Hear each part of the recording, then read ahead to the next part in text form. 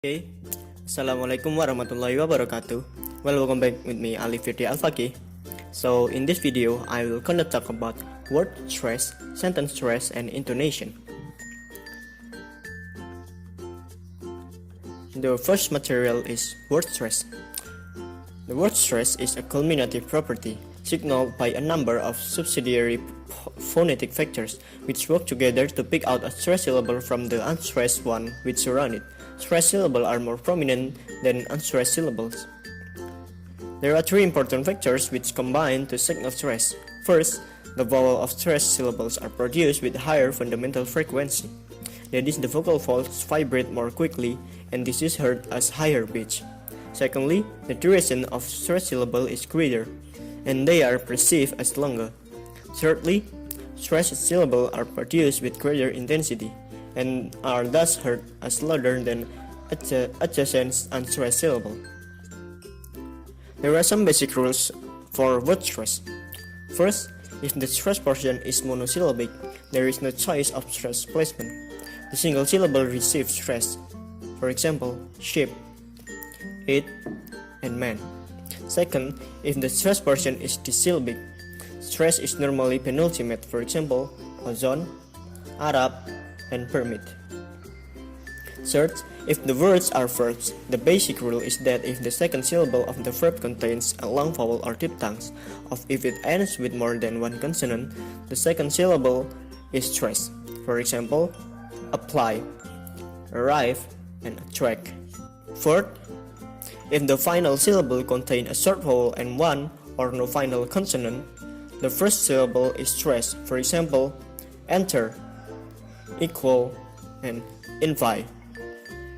And the last, if the stress portion is three-syllabic or longer, its stress is either penultimate or antepenultimate, depending on a number of factors.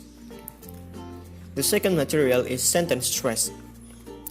Sentence stress is English sentences typically bear at least one greater stress prominence known as a sentence stress or nuclear accent, which is heavier than other lexical and phrasal stresses. Sentence stress typically marks the flow of new information. There are three basic rules of sentence stress. First, content words are stressed. Content words are stressed. The second, structure words are unstressed. And the third, the time between stressed words are always the same. For example, will you sell my car because I have gone to France? The stressed words in that sentence are sell, car, gone, and France. The third material is about intonation.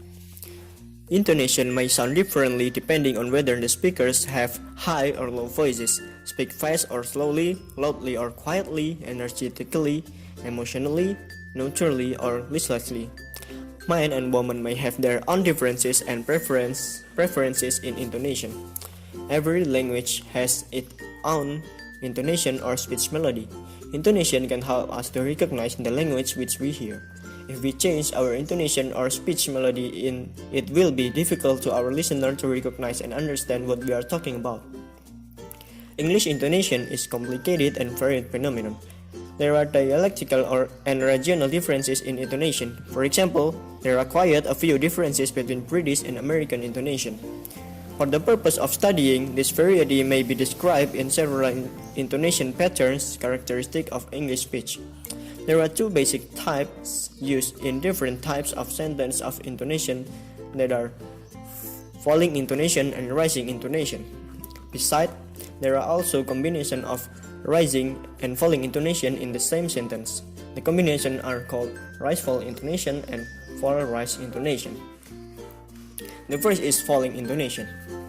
Falling intonation is used for asking and giving information in normal, quiet, and emphatic style.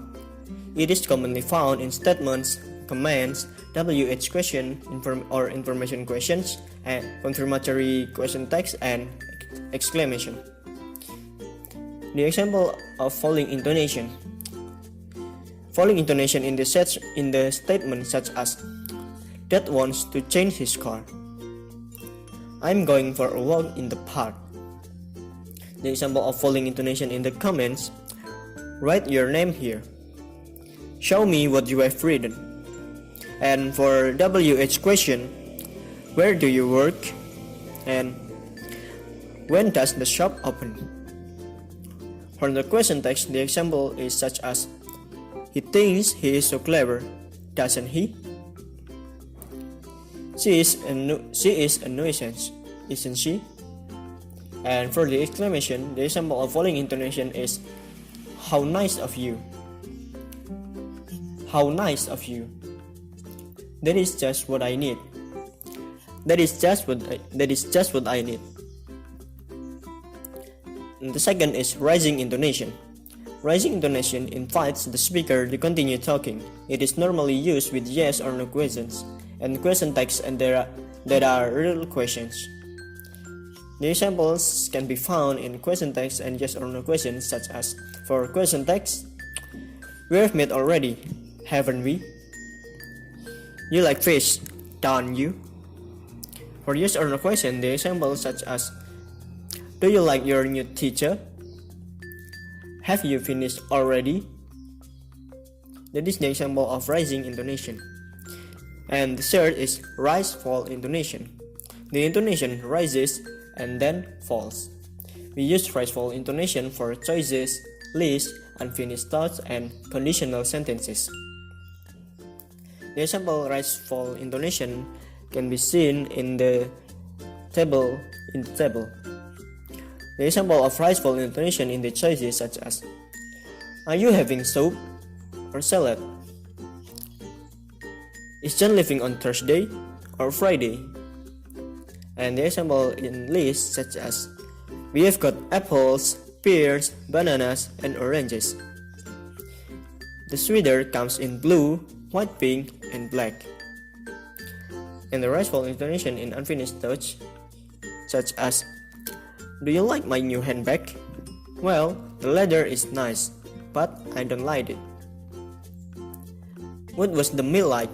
The fish was good, but rest wasn't great. And the example of rise-fall intonation in the conditional sentence such as, if he calls us him to leave a message, unless he insists, I'm not going to go.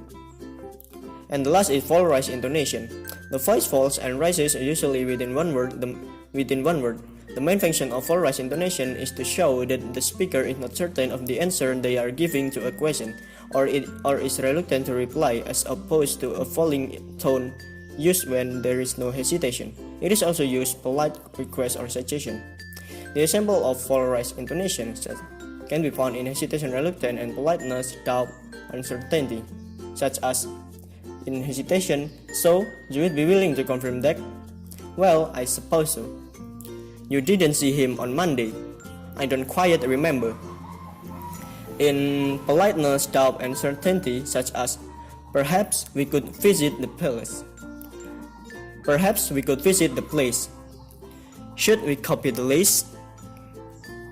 That is the example of fall rise intonation. So that is all about my materials, and these are sources what I used to create this PowerPoint presentation. That's all for my presentation. Hope you get the point, and thank you for watching. Assalamualaikum warahmatullahi wabarakatuh.